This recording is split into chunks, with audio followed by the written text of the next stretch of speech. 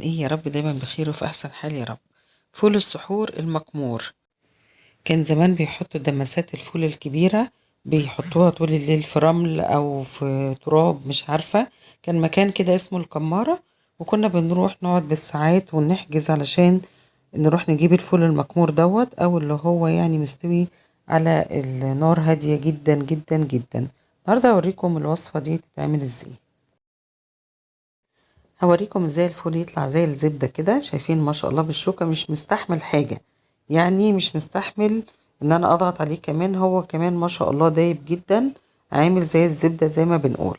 هنشوف الوصفة دي عملناها ازاي في البيت واقل حاجة ممكن. عندي الفول انا نقعته حوالي 3 ساعات، بس للأسف وانا بنقعه بشوفه كده لقيته ان هو مخلوط، يعني الفول دوت مش واحد، دول نوعين من الفول. للأسف هو الفول جاي من المكان اللي أنا بجيب منه على طول، لكن هو ما كانش مظبوط، يعني ما كان نوعين أو حتى واضح كمان في الصورة. فتفادينا دوت في السوا إن شاء الله، هقول لكم إزاي. حطيت معاه شوية فول مدشوش عشان بيديله طعم حلو قوي، حاجة بسيطة كده على النص كده. عندي بقى الفوالة بتاعتي أو الدماسة، محضراها طبعا، فبس انا جبت فويل، ورق اللي هو الفويل اهو قدامكم، وهغلفها بيه. هلفها بيه كده حواليها علشان دوت بيسرع سوى الفول، ما بيخليهوش بياخد وقت كبير على النار علشان يستوي، خاصة في طريقتنا النهاردة. هنا حطيت فيها المية، وطبعا هحط الفول اهوت معاها، بحيث ان هو المية يدوب تغطي الفول من فوق زي الرز كده، اهو شايفين، يدوب المية بتغطي الفول من فوق. هغطيها بقى وهخليها تاخد غلوة واحدة بس على النار، يعني مجرد ما تغلي غلوة تقلب زي كده، خلاص كده تمام معايا، هشيلها من على النار. عندي دوت كان برام مكسور قديم، يعني اتشرخ من الجنب كده فبينزل السوائل اللي فيه، مع انه كان جميل جدا، اللي هو المطفي اللي بحبه ده كان خطير بصراحة، بس قدر الله ما شاء فعل. انا حاطه فيه رمل، الرمل ده طبعا انا بغسله وبنشفه، وبعد ما اغسله وانشفه بسيبه بقى في البرام على النار لحد ما يسخن قوي، وبعدين هحط عليه الدماسة بتاعة الفول.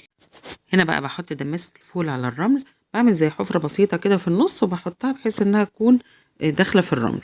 ده المكمور بقى عشان يبقى مكمور. طبعا هي سخنة، وبوطي عليه وبسيبه على نار هادية جدا. هنا بقى لما اسيبه بحط شوية رز وشوية جزر مبشور، وليمونة، نص ليمونة كده انا شايلة منها البذر عشان ما تمررش، وبحطهم كلهم في قلب الفول واسيبه بقى على نار هادية خالص لحد ما يستوي. بيكون طعمه زي الفول المكمور بالظبط بتاع زمان اللي كنا بنجيبه. بعد ما حطيتهم كلهم خلاص كده، مش شرط ان انا اقلب ولا حاجة، بس بروح قافلة بقى على الدماسة كويس واسيبها على نار هادية خالص براحتها.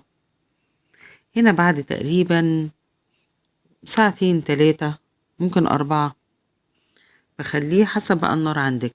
شايفين الفول عامل ازاي ما شاء الله. للأسف برضو فرق، شايفين فرق الفولة من الفولة التانية عاملة ازاي. يعني في فول انا هنا اضطريت احط طماطمايه صغيرة علشان اتفادى ان هما نوعين، علشان اللي هي كانت سودة دي واللي هي كانت فاتحة، انا عرفت ان هو مخلوط من وانا بغسله، بس خلاص قدر الله انا غسلته، مش معقول هقعد انقي واشيل دوت واشيل ده، فاضطريت احط طماطمايه صغيرة، بتدي طعم حلو برضو، بتدي لون جميل، وإلى حد ما وحدت اللون شوية في تدميس الفول. وهنا نشوف بقى الجمال اهوت، الفول الجميل، فول السحور، فول الفطار كمان، لما بنيجي نعمل أكلة شعبية في رمضان مش هنستغنى عنه خالص. أدمسه هيقعد معايا كام يوم، بدل أما أقول أنا هروح أشتري، أنا نسيت أجيب، لأ موجود معايا على طول أهو، حاجة نضيفة في البيت، حاجة جميلة. والله يا جماعة طعمه عامل زي الفول بتاع زمان بتاع الكمارة، أو الفول المكمور، أو الفول المدفون زي ما كانوا بيقولوا عليه. مش عارفة كانوا بيقولوا عليه عندكم ايه بقى في المنطقة بتاعتكم لو انتوا كنتوا بتجيبوه. رائع رائع رائع، وزبدة زي ما بيقولوا، جميل جدا وطعمه جميل ومستوي جدا كمان. أرجو إن انتوا تجربوا الوصفة، وكل عام بقى انتم بألف خير. اوعوا تنسوني باللايك والشير والتعليقات الجميلة، وشكرا للدعم، ورمضان كريم.